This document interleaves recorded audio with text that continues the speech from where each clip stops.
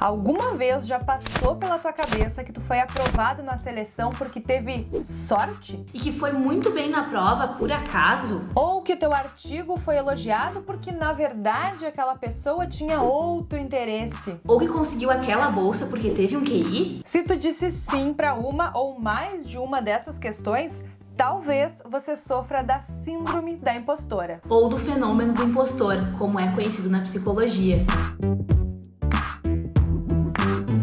Para entender o que é, como interfere na vida acadêmica e como a gente faz para lidar com essa síndrome, que eu vou conversar com a Annelise, do Epifanei. Oi, pessoal! Annelise, então, começa explicando para a gente o que é, afinal, essa síndrome da impostora. É quando a pessoa ela acredita que o sucesso que ela tem se deve ao acaso, se deve por indicações de terceiros. Na verdade, ela é uma fraude, né? Por isso, impostor. Então, na verdade, ela se considera uma fraude. Então, normalmente é visto mais comum, como eu falei, em mulheres, né? E normalmente também pessoas que têm um certo prestígio, que atingiram um certo status. Então, normalmente essas pessoas, elas acreditam que não são merecedoras, que elas só conseguiram porque elas estavam no lugar certo, na hora certa, por intervenção divina, né? Porque tinha que ser assim. Então, elas atribuem isso a qualquer coisa, menos a sua capacidade, né? Ao seu esforço, aquilo que elas realmente fizeram para conquistar os seus méritos. A gente acha que é só a gente, né? A gente acha que é só a gente, exatamente, mas os nossos colegas também estão passando por isso. A gente passa horas, a gente passa horas na frente do computador, a gente está sempre lendo, a gente está sempre buscando conhecimento, se esforçando, buscando ser cada vez melhor. Por que a gente ainda está sempre pensando que o que a gente consegue, o que a gente alcança, não é mérito nosso? Quais são os motivos da gente se sentir assim? Então, assim, é difícil a gente determinar especificamente por que acontece isso, mas a gente sabe, então, que é uma combinação de fatores. Um dos fatores muito falado é a questão, desde lá da nossa infância, de uma criação muitas vezes mais rígida, ou então uma criação que não tem uma especificação de quando eu tenho sucesso, né? Então, por exemplo, assim, uma criação de que aquilo que é muito comum, né? Hoje em dia, claro, a gente já está mudando essa visão, mas de antigamente se falava muito comum, né? Mãe, tirei 9 na prova, porque não tirou 10, né? Fez mais então, que obrigação. Fez mais do que obrigação, exatamente. Então, tem muito a ver com isso. Ou então, né, quando a gente chega, não necessariamente, né, mãe, pai, mas assim, o cuidador. Por quê? Porque a gente tende a repetir os modelos que a gente tem lá da infância, né? Eu chego e tiro 9 na prova e o pai, a mãe, enfim, o irmão, né, fala assim, legal, né? Não comemora essa vitória. Então, isso muitas vezes... Não valoriza aquele esforço, não vê como aquela atitude merecedora de ser valorizada e de ser comemorada. Exato, perfeitamente. É isso aí. Também é uma característica importante da síndrome do impostor, que normalmente o impostor, ele atribui o sucesso ao externo e o insucesso a si, né? Então, assim, o sucesso eu consegui porque alguém me ajudou, porque Deus quis, né? Porque eu estava no lugar certo, na hora certa. E o insucesso eu atingi porque eu não sou boa o suficiente, porque eu não sou capaz. Viu só como eu não sou realmente boa o suficiente? Viu só como eu realmente não sou capaz? Tenta achar os erros uma forma de provar que o quanto realmente não merece, né? Exato, exatamente. Né? E por que as mulheres sofrem mais com isso? Por que as mulheres têm mais essa sensação de que são impostoras, de que são uma fraude, não são realmente tão boas quanto elas pensam que são? Uma das explicações é que os homens, eles são educados socialmente, como eu falei também, a gente vem mudando isso, mas os homens, eles são educados socialmente para assumirem riscos, assumirem responsabilidades, né? Então, os homens, eles são criados para assumir empresas, para terem sucesso, né? Então, assim, tem toda essa questão questão do masculino. O masculino é o poder, é o sucesso. A mulher é o feminino, é o cuidado. A gente até fala com a voz mais mansa, né? Então, assim, tem muito essa questão de ser mais socialmente aceito, o homem na posição de chefia, o homem na posição de conseguir, de mandar, né? E a mulher não ter essa posição. Somado a isso, a mulher, ela normalmente ocupa, também a gente vem mudando, mas está sendo, né, ainda é mais comum, a mulher com a jornada dupla, tripla, quádrupla, né? Então, mulheres que trabalham, têm filhos, estudam e tem mais um emprego ainda, né? Isso acontece. Cuidam da casa, né? Então, assim, essa mulher, ela acaba se sentindo uma fraude em algum desses âmbitos, porque não é só na vida profissional, é na vida também pessoal, é na vida também acadêmica, né? Muito comum na vida acadêmica, né? Isso, né? Do tipo... Isso acaba interferindo que às vezes as mulheres ficam com medo de se candidatar para uma vaga, de mandar o currículo, de tentar uma bolsa, de tentar passar numa seleção, participar de uma seleção, porque ficam com medo de que, não, mas eu não sou tão boa. E aí nem tenta, porque acha que não tem condições de conquistar aquilo que está almejando, que está pretendendo. A mulher, às vezes, ela... não, eu não vou tentar essa vaga porque eu não vou conseguir fazer tudo perfeito. Mas como assim? O que é o perfeito, né? Porque normalmente, então, essa pessoa que sofre da síndrome, do fenômeno do impostor, se coloca uma régua muito alta, né? E uma régua em relação aos outros, não é a sua régua. Então, é uma característica muito marcante essa questão do perfeccionismo. Então, assim, eu já não vou nem tentar, porque eu posso tentar e me frustrar. Então, se eu tentar, a frustração vai ser maior. Então, já entra também todas as questões aí de tolerância à frustração. De fato, eu posso tentar e não conseguir, ok, mas não é eu especificamente. Muitas pessoas podem tentar e não conseguir, né? E a procrastinação pode ser uma das consequências também da síndrome da impostora? É isso aí, né? Então, as duas principais características são o perfeccionismo e a procrastinação. Por que a procrastinação? Porque justamente a pessoa, ela quer tanto esse nível de perfeição que ela...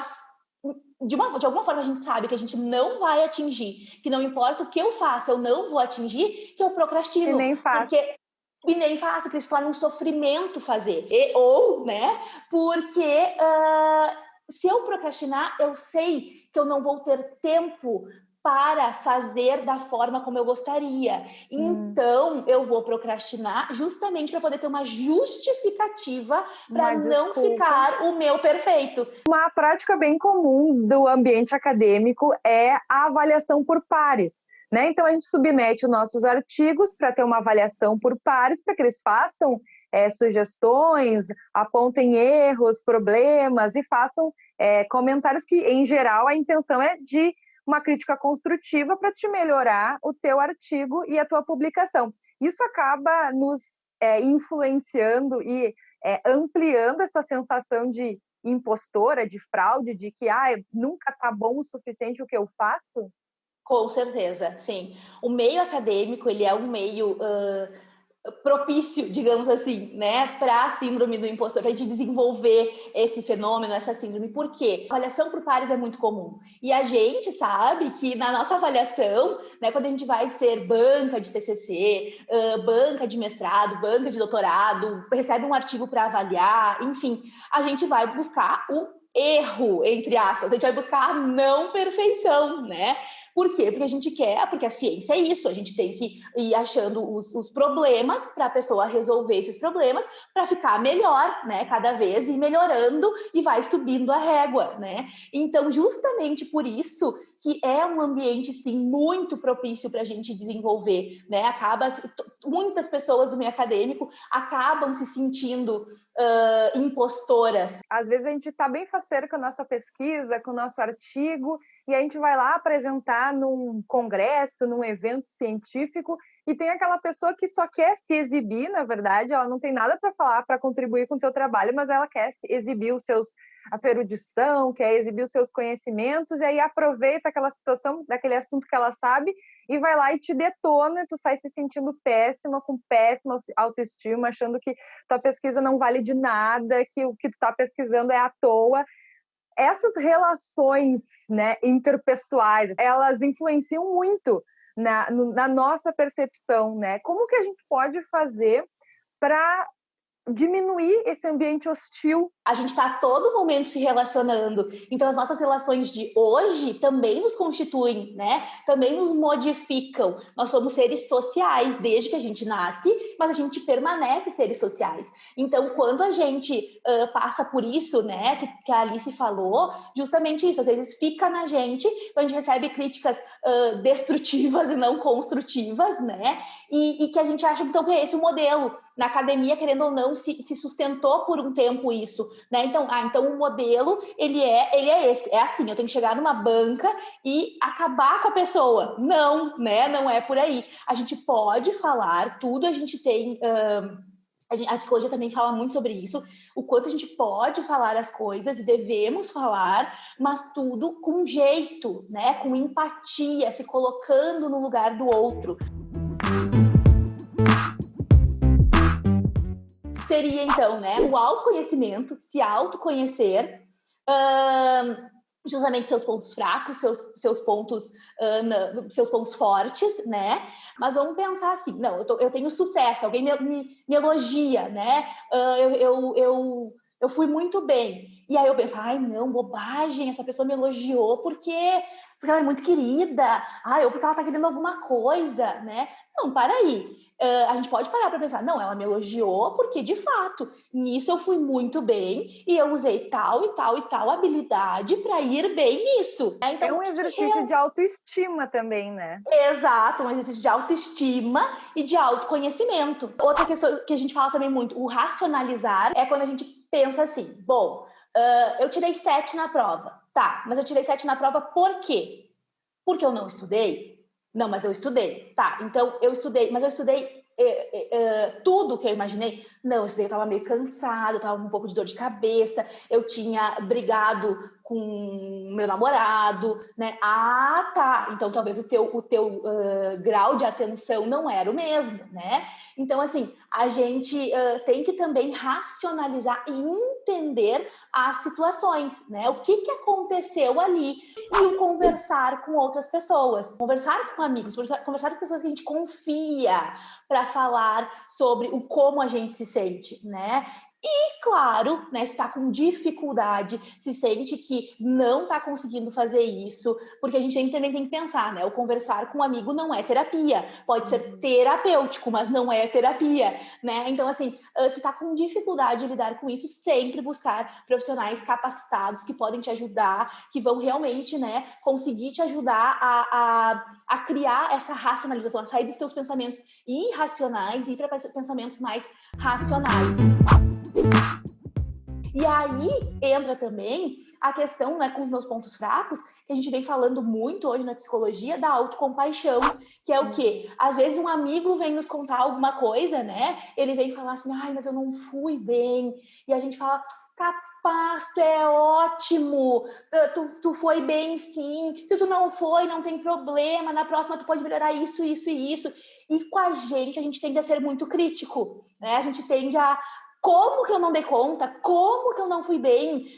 Era o mínimo que eu tinha que fazer, né? E a gente também olhar com a gente, para nossa história, para as nossas qualidades e para os nossos defeitos com mais carinho, né? A gente também então, se acariciar. Olhar pra gente como se nós fôssemos nossas amigas. Exato, exatamente. Não tentar apontar o dedo, mas sim ter um afeto e tratar com carinho. Dani, adorei. Acho que foi super esclarecedora essa nossa conversa. Tocamos em vários pontos bem importantes. E a gente convida, então, para que as pessoas que querem conhecer mais um pouco sobre a gente, do nosso perfil, tem um pouquinho sobre nós aqui na descrição do vídeo. E também deixem comentários, né, se vocês sofrem da síndrome do impostor, em que situações vocês acham que não é vocês, que é sorte, que é acaso, que é QI, que foi uma inspiração divina, né? Uma mão divina que contribuiu e não de fato propriamente nosso esforço. Eu que agradeço muito, Alice, obrigada pela parceria, por a gente estar aqui falando sobre isso. Agradeço muito, muito, muito pela oportunidade. Tchau, tchau, gente. Tchau, até a próxima.